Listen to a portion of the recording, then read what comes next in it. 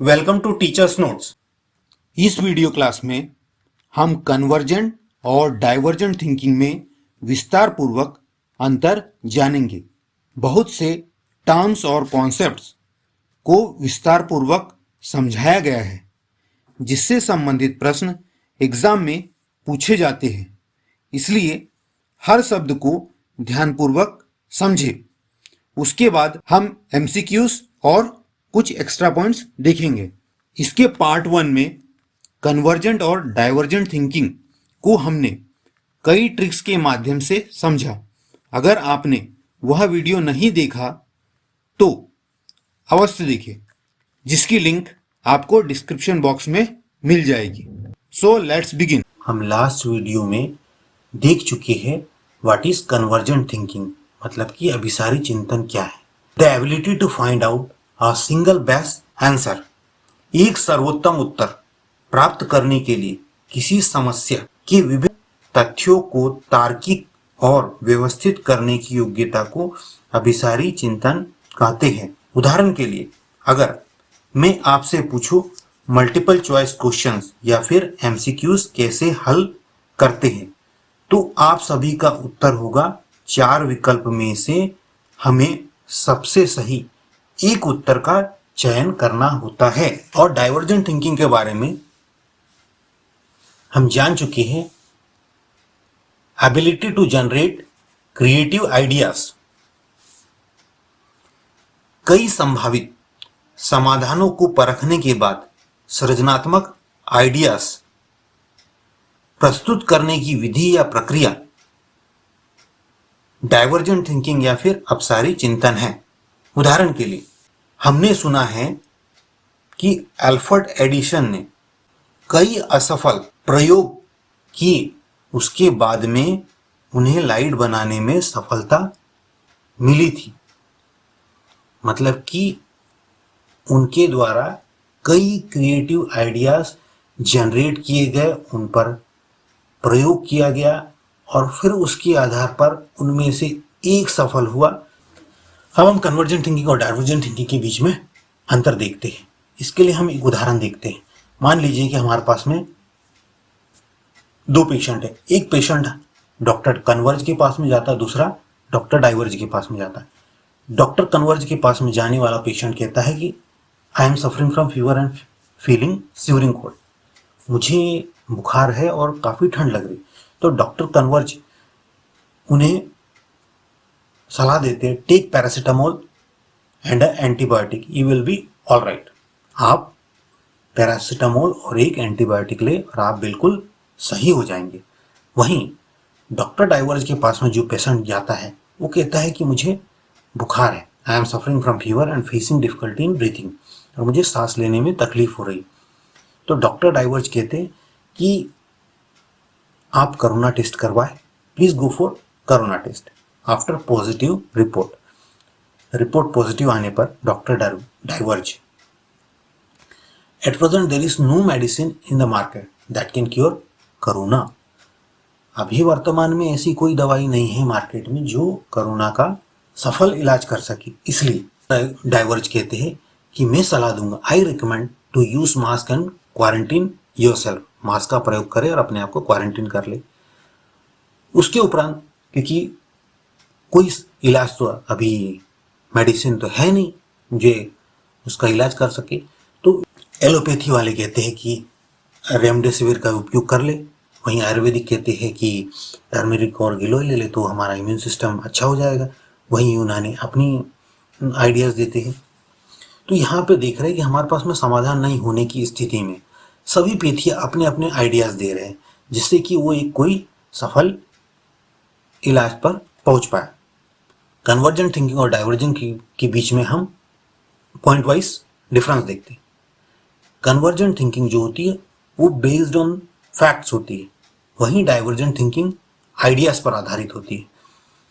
अगर हम convergent thinking में कहते हैं कि बेस्ड ऑन फैक्ट, तो जो डॉक्टर के पास में डेटा होता है उसके आधार पर वो ये कहते हैं कि पैरासीटामोल के साथ में एंटीबायोटिक लेने पर पेशेंट जल्दी ठीक हो जाता है। तो ये हमारे अभी डेटा या फैक्ट्स बताते, उसके आधार पर कन्वर्जेंट थिंकर अपना आंसर या उपाय बताते। वहीं डाइवर्जेंट थिंकर जो होता है वो सेटिस्फाई नहीं होते, वो डिफरेंट आइडियाज प्रस्तुत करते हैं कि ऐसा नहीं हुआ तो हो सकता है ऐसा हो जाए।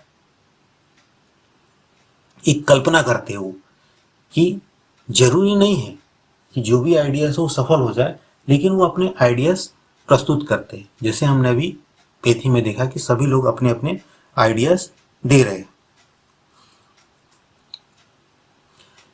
कन्वर्जेंट थिंकिंग सेकंड पॉइंट देखते हैं, यूजर्स लॉजिक। ये तर्क का प्रयोग करते हैं कि मान लीजिए कि इसमें एक उदाहरण देते हैं हम कि तर्क है कि CO2 का प्रयोग करने से आग बुझ जाती है। अब इसमें लॉजिक ये है कि जो ऑक्सीजन होती है उसी के प्रेजेंस में कंबशन या फिर कोई चीज जलेगी, नहीं होने पे जब CO2 वहां पे फैला दी जाएगी तो ऑक्सीजन वहां से हट जाएगी। तो ये हमारा एक लॉजिक, फैक्ट बेस्ड लॉजिक है कि ऐसा करने से ऐसा हो जाता है। वहीं डाइवर्जेंट थिंकर एक कल्पना, जिसके लिए कोई जरूरी नहीं कि कोई फैक्ट हो, वो एक अनुमान लगाते कि ऐसा करने से ऐसा हो जाएगा। यह कल्पना करना कि हल्दी में प्रतिरोधक क्षमता होती है तो वह कोरोना के लिए कारगर साबित होगी। अब फैक्ट है नहीं इसके लिए। अब देखते हैं लॉजिकल। थर्ड पॉइंट हमारा कि कन्वर्जेंट थिंकिंग लॉजिकल होता है, मतलब वो तार्किक होता है। वहीं जो हमारा अपसारी चिंतन या डाइवर्जेंट थिंकिंग होती है वो इंट्यूटिव होती है। इंट्यूटिव का मतलब होता है अंतर्ज्ञान पर आधारित, मतलब बिना किसी प्रमाण के। मान लीजिए कि सभी सभ्यताओं का विकास नदी किनारे हुआ था, लेकिन उस वक्त का कोई व्यक्ति प्रेजेंट नहीं है, लेकिन एक अनुमान लगाया जाता है कि वहां पर जो अवशेष मिले हैं उसके आधार पर एक लॉजिक है ना, एक लॉजिकल या लॉजिक बेस्ड थिंकिंग हुई या लॉजिकल थिंकिंग हुई कि अवशेष वहां प्राप्त किए, इसीलिए प्राचीन सभ्यताओं का विकास नदी किनारे हुआ होगा। अंतर्ज्ञान इंट्यूटिव में क्या है, डाइवर्जेंट में, कि हम तत्काल से हमारे पास में जो भी आइडिया आता है हम उसको बता देते हैं, तो हमारा इंट्यूटिव हुआ। नेक्स्ट देखते हैं हम, रियलिस्टिक मतलब है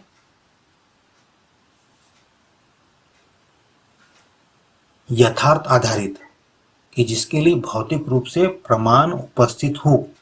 हम अगर पुराना ही ले लेते हैं उदाहरण कि हमें नदियों सभ्यता संबंधित प्रमाण मिले हैं, उसके आधार पर हमने कहा है कि नदी किनारे सभ्यताओं का विकास हुआ है। इमेजिनेटिव मतलब हो गया डाइवर्जेंट थिंकिंग, इमेजिनेटिव होती कल्पना करते हैं कि ऐसा हुआ होगा वैसा हुआ होगा, जरूरी नहीं कि वहां पर प्रमाण मिले। रियलिस्टिक में आपके पास में प्रमाण है, डाइवर्जेंट थिंकिंग में अनुमान लगाया जाता है कि हो सकता है कि वहां पे जैसे वही सभ्यताओं का अंत कैसे हुआ, तो अनुमान लगाया गया, किसी के पास में फैक्ट तो है नहीं कि हो सकता कभी आक्रमण हुआ होगा, कि जल गया होगा, महामारी आई हुई होगी, वगैरह वगैरह। अब नेक्स्ट पॉइंट देखते हैं, जो कन्वर्जेंट थिंकिंग होती है वो प्लान एंड सिस्टमैटिक होती है, योजनाबद्ध और व्यवस्थित होती है। इसके लिए उदाहरण देखते हैं हम। अगर कोई हमसे पूछे कि बच्चों को कैसे पढ़ाना चाहिए,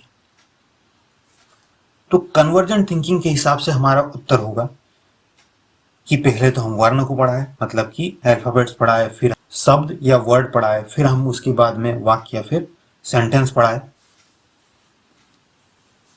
इस तरह से बच्चा पढ़ना सीख जाएगा। वहीं डाइवर्जेंट थिंकिंग इंपल्सिव, मतलब जो अचानक दिमाग में आए या संवेग आधारित। अगला पॉइंट है, in convergent thinking we make choices whereas in divergent thinking we create choices। इसके लिए हम उदाहरण देखते हैं। अगर हमसे कहे कि अभी सबसे एफिशिएंट लाइट का चयन करना है तो हम क्या करेंगे, बहुत से ऑप्शंस में से आप LED लाइट का चयन करोगे। वहीं पे डाइवर्जेंट थिंकिंग क्रिएट चॉइसेस। तो हमारे पास में डाइवर्जेंट थिंकिंग के आधार पर कई ऑप्शंस हो सकते हैं। हमारे पास में फ्लोरोसेंट CFL लाइट्स हो सकता है, फिर इंफ्रारेड लाइट जो पुराने वाले रेड लाइट होते थे वो हो सकते हैं, या फिर LED भी हो सकता है।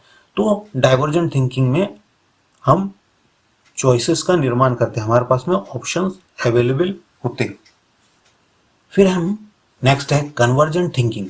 वो होती ऑब्जेक्टिव। ऑब्जेक्टिव का मतलब होता है वस्तुनिष्ठ, वह समय या व्यक्ति के अनुसार नहीं बदलेगी। जैसे हम MCQ में देखते हैं, वो ऑब्जेक्टिव क्वेश्चंस होते हैं तो सभी के लिए वो एक समान ही होते हैं, उनका एक ही उत्तर होगा। तो दो व्यक्तियों के लिए अलग अलग उत्तर नहीं हो सकता, एक ही उत्तर होता। वहीं पे डाइवर्जेंट थिंकिंग सब्जेक्टिव होती है। सब्जेक्टिव का मतलब होता है आत्मनिष्ठ, जो व्यक्ति के अनुसार बदल जाए। एग्जाम्पल के लिए एसे टाइप टेस्ट, जिसके अंदर हर व्यक्ति लिखेगा वो अलग अलग तरीके से लिखेगा। अगला पॉइंट देखते हैं हम, convergent thinking is based on intelligence. Example के लिए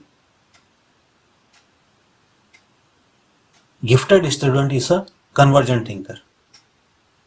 नॉर्मली जरूरी नहीं कि गिफ्टेड स्टूडेंट क्रिएटिव स्टूडेंट नहीं हो सकता है, बट सामान्य तौर पर जो गिफ्टेड स्टूडेंट की थिंकिंग होती है वो कन्वर्जेंट होती है।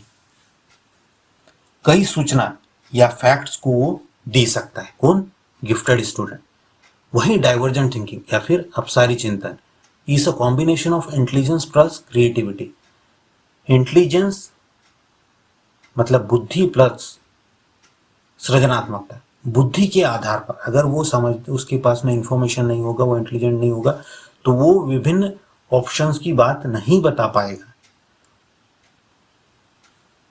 उसके लिए इंटेलिजेंस होना, उसको डेटा या फिर उसको इन्वायरमेंट में किसी चीज के प्रेजेंट होने का जानकारी होनी चाहिए, और उनमें से सृजनात्मक नए नए आइडियाज, उनमें से किसी को या कोई नया क्रिएट करने की योग्यता, सृजनात्मकता उसमें होनी चाहिए। एग्जाम्पल के लिए क्रिएटिव स्टूडेंट, सृजनात्मक बालक। एक क्वेश्चन एग्जाम में अक्सर पूछा जाता है कि टीचर को बालक को गिफ्टेड स्टूडेंट बनाने पे जोर देना चाहिए, क्रिएटिव स्टूडेंट पे। तो हमारा उत्तर होना चाहिए कि क्रिएटिव स्टूडेंट को बनाने में जोर देना चाहिए। डाइवर्जेंट थिंकिंग को हमें बढ़ावा देना चाहिए। कन्वर्जेंट थिंकिंग एक सीमित दायरे में होती, वहीं पे डाइवर्जेंट थिंकिंग स्टूडेंट्स को नए नए तरीके, नए नए प्रॉब्लम समाधान करने की योग्यता का विकास करवाती है। अगला पॉइंट देखते हैं, डिसीजन एनालिसिस। सही निर्णय के लिए विश्लेषण किया जाता है, संबंधित तथ्यों से मिलान किया जाता है। हम वही एग्जाम्पल ले लेते हैं कि पैरासीटामोल एंटीबायोटिक कई पेशेंट्स को दिया, लेकिन उनके रिजल्ट के आधार पर डॉक्टर इस निर्णय पे पहुंचता है कि ये दवाई कारगर है। वहीं डाइवर्जेंट थिंकिंग में ब्रेनस्टॉर्मिंग होती है। ब्रेनस्टॉर्मिंग का मतलब होता है विचार विमर्श या कई आइडियाज को प्रस्तुत करना। दवाई के लिए सभी डॉक्टर्स, सभी साइंटिस्ट अपने तरफ से प्रयास कर रहे हैं कि अपने अपने आइडियाज प्रस्तुत करें और उसमें से जो कारगर हो उसका वो उपयोग कर सके। Next point, linear vertical thinking. Convergent thinking linear यानी रेखिक, लीनियर या वर्टिकल यानी सीधे सीधे। तो जो भी लीनियर कन्वर्जेंट थिंकिंग होगी वो रेखी चिंतन होता है, एक ही दिशा में या सीधे सीधे सोचा जाता है। वहीं डाइवर्जेंट थिंकिंग लैटरल थिंकिंग है। लैटरल थिंकिंग का मतलब होता है किनारे का या फिर छोर का, एग्जिस्टिंग सिचुएशन से हटके इसके अतिरिक्त सोचना, that is part of lateral thinking. कई बार हमारे साथ में ये होता है कि जिस ब्रांड से हम फैमिलियर होते हैं, हम कोशिश करते हैं उसी ब्रांड का या उसी चीज को हम उपयोग करें। जो परंपरागत हम उपयोग करते आ रहे हैं उसी का उपयोग करें। वहीं जब लैटरल थिंकिंग होगी तो हम नए नए उपाय सोचेंगे कि वर्तमान में जो चीजें क्या मार्केट में हमारे पास में इससे बेटर ऑप्शन हो सकता है, तो that will be part of our lateral thinking. Next point is convergent thinking is based on popular and non fact. जो प्रसिद्ध और जाने पहचाने तथ्य पर आधारित होती कन्वर्जेंट थिंकिंग। सेम एग्जाम्पल हमारा जो दवाई वाला है, सभी को पता है कि पैरासीटामोल देने से ठीक हो जाता है। वहीं डाइवर्जेंट थिंकिंग रिमोट और अननोन आइडियाज बेस्ड होता है। रिमोट का मतलब होता है असंबंध या दूरवर्ती या फिर सुदूर विचार। जैसे कोई नई बीमारी के लिए लक्षण और दवाई के बीच में कोई एसोसिएशन नहीं है, तो ये अभी रिमोट स्थिति में या फिर अननोन स्थिति में रहेगा। Convergent thinker thinks directly of a final solution omitting other options available.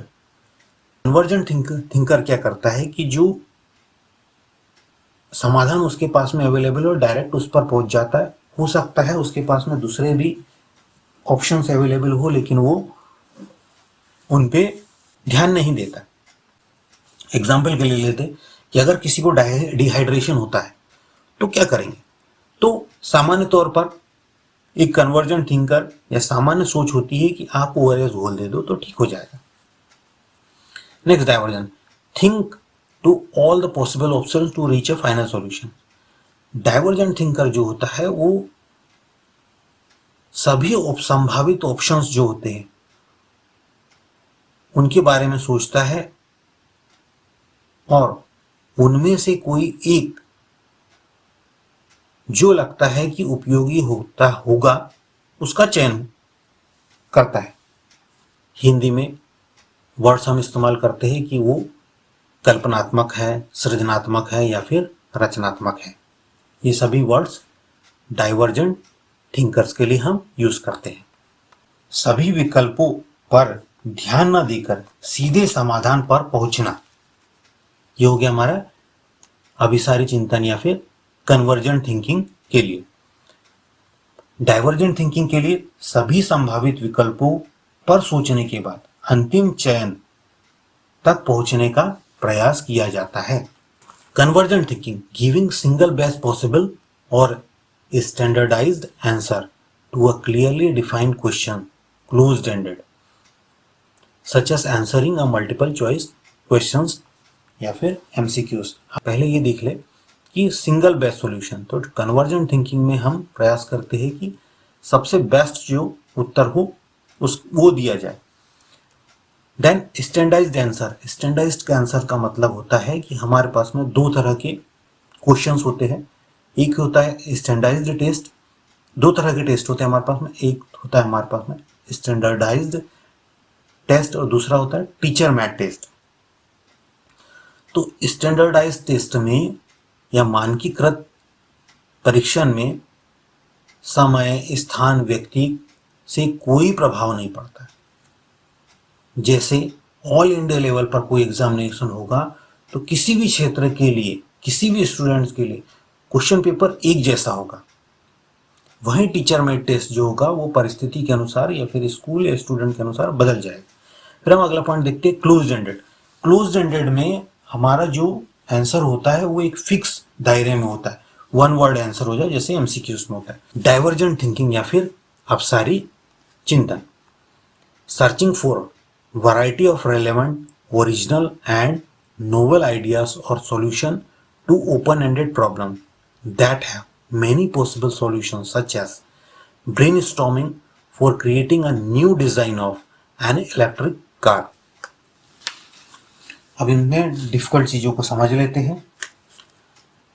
Relevant मतलब उपयुक्त या फिर प्रासंगिक, स्थिति के अनुसार जो भी चीजें हो वो सही होनी चाहिए। ओरिजिनल का मतलब रहता है कि जो डुप्लीकेट ना हो, असली। नॉवेल आइडियाज मतलब नए, जो हमने पहले इससे पहले नहीं जानते।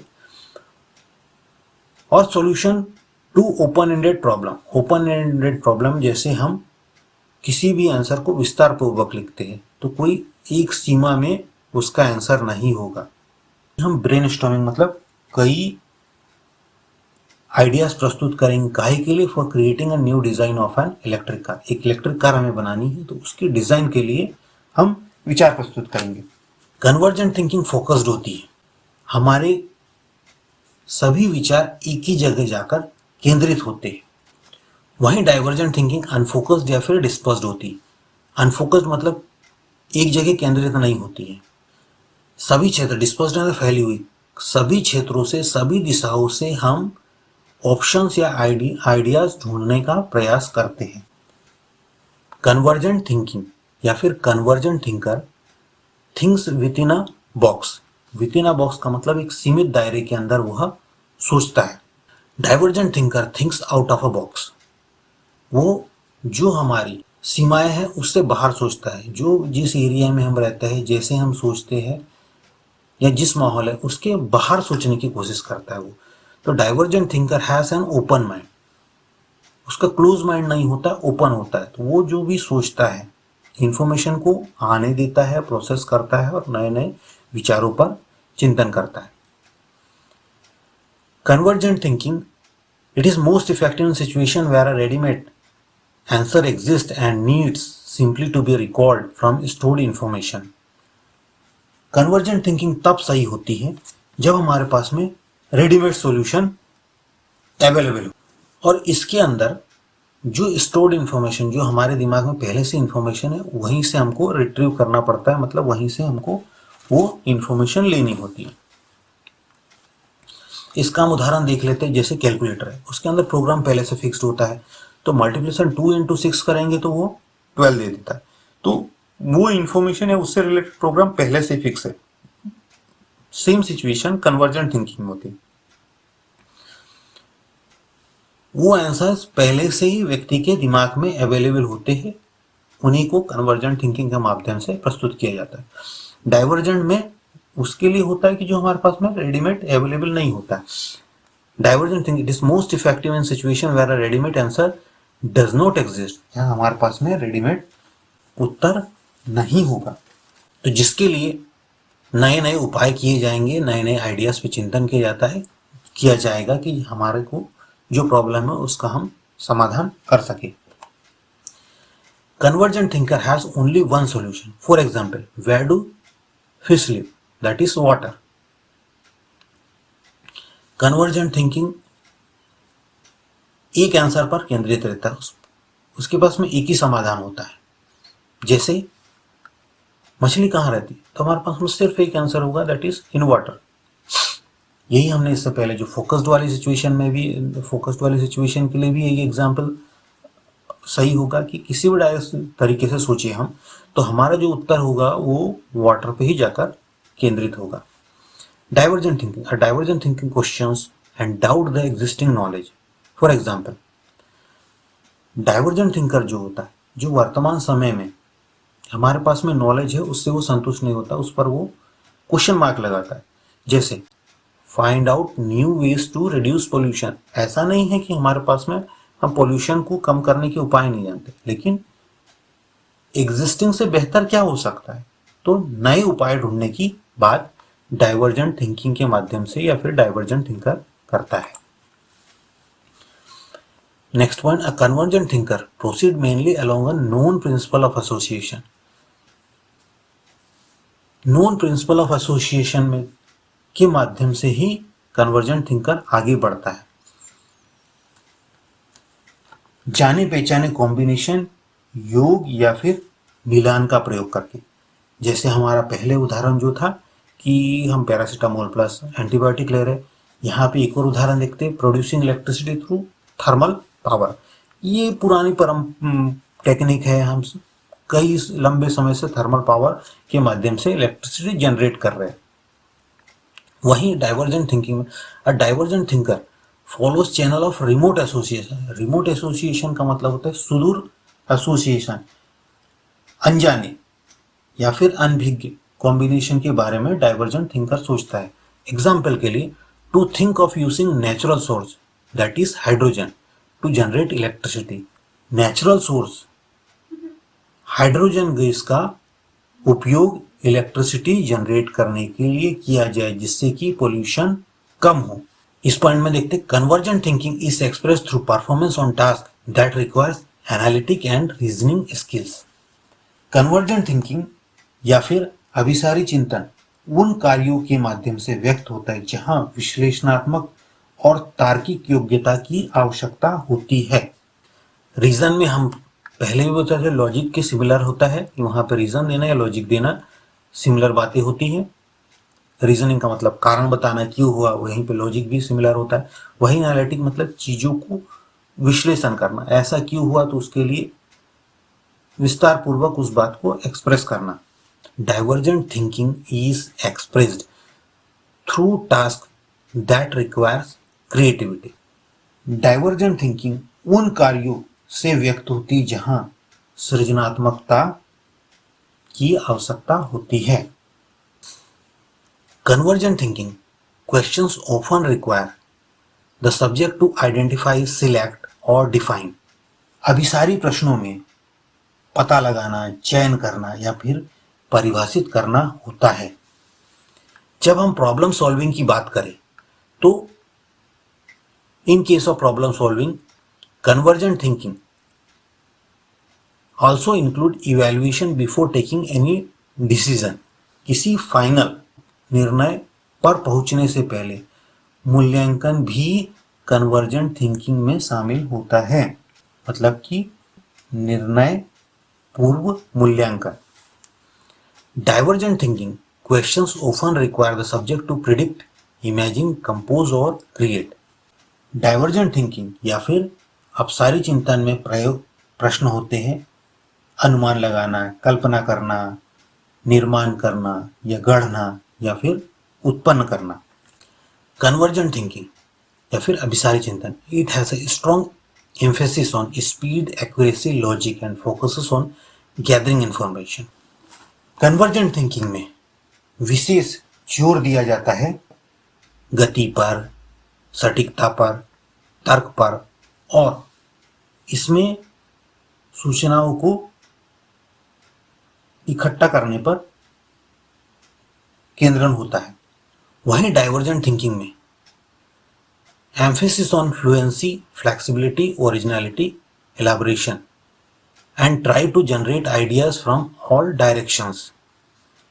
डाइवर्जेंट थिंकिंग में फ्लुएंसी पे बल होता है, फ्लेक्सिबिलिटी पे बल होता है, ओरिजिनलिटी और एलाबोरेशन पर, साथ ही सभी दिशाओं से आइडियाज का सृजन करने पर बल दिया जाता है। हमने इससे पहले वाले वीडियो में फ्लुएंसी, फ्लेक्सिबिलिटी, ओरिजिनलिटी और एलाबोरेशन को विस्तारपूर्वक एक्सप्लेन किया, तो उसे देखिए। Convergent thinking recognising the familiar. Familiar मतलब जो हम पहले से जानी पहचाने को पहचानने पर बल दिया जाता है अभिसारी चिंतन में। वहीं अपसारी चिंतन में सर्च फॉर नोवेल आइडिया, नए आइडिया के लिए, नए आइडिया की खोज पर बल दिया जाता है। कन्वर्जेंट थिंकिंग रीअप्लाइंग सेट टेक्निक्स, जो निश्चित टेक्निक होते हैं उन्हीं का बार बार प्रयोग करना। वहीं पर in divergent thinking applying original and novel techniques. हम इसके बारे में पहले भी, ओरिजिनल जो डुप्लीकेट, नोवेल नहीं, नोवेल मीन्स नई, नया, and preserving the already known, जो हम पहले से जानते हैं उसको संजो के रखना, ये कन्वर्जेंट थिंकिंग में होता है। वहीं डाइवर्जेंट थिंकिंग में हम अननोन या फिर अनफेमिलियर को क्रिएट करने पे बल देते हैं, अनजान या फिर नए के सृजन पर बल। एक एक्स्ट्रा पॉइंट, इसको आप डिटेल्स में पढ़ सकते हैं, इससे संबंधित क्वेश्चंस पूछे जाते हैं। एडवर्ड डी बोनो ने लैटरल थिंकिंग का कॉन्सेप्ट दिया जिसे गिलफर्ड ने डाइवर्जेंट थिंकिंग कहा। वर्टिकल या फिर लॉजिकल थिंकिंग में हम एक कॉन्सेप्ट को और गहराई से समझने का प्रयास करते हैं। वहीं लैटरल थिंकिंग में समस्याओं को अन्य तरीके से समझने का प्रयास किया जाता है। डी बोनो ने 6 थिंकिंग हेड टेक्निक का विकास किया। अब हम एग्जाम में पूछे गए कुछ प्रश्नों का विश्लेषण करते हैं।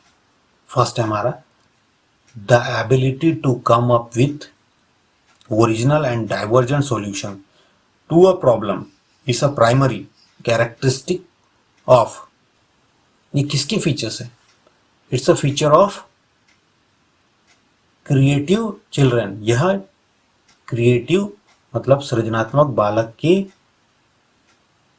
प्रमुख कैरेक्टरिस्टिक्स में शामिल है। अगला क्वेश्चन देखते हैं, creativity is thought to be related to concept of. Creativity किससे संबंधित मानी जाती? Convergent thinking, divergent thinking, fluid intelligence, crystalline intelligence.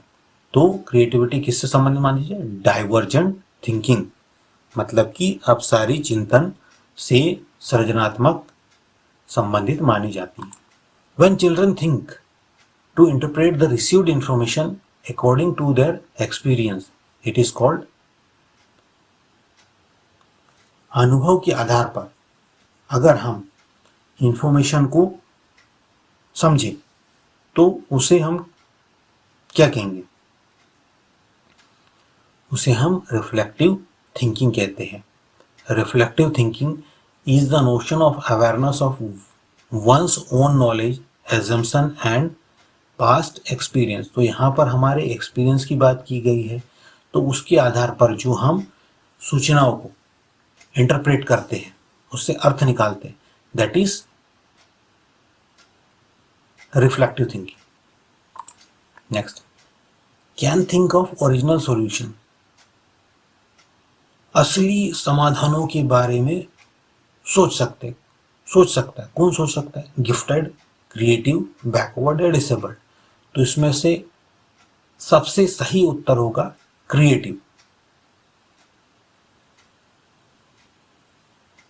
क्योंकि ओरिजिनलिटी जो फीचर होता है वो है क्रिएटिव स्टूडेंट के फीचर्स में आता है।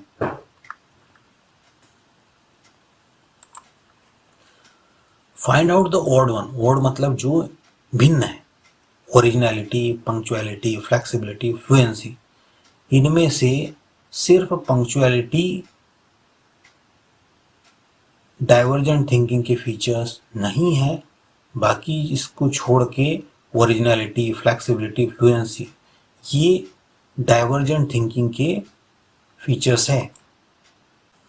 हम इस वीडियो का थॉमस एडिसन के प्रसिद्ध शब्दों से खत्म करते हैं। Genius is 1% inspiration and 99% perspiration. Inspiration का मतलब होगा प्रेरणा और यहाँ परस्पिरेशन का मतलब होगा कड़ी मेहनत। So best of luck, thanks for watching, please like, share and subscribe Teachers Notes।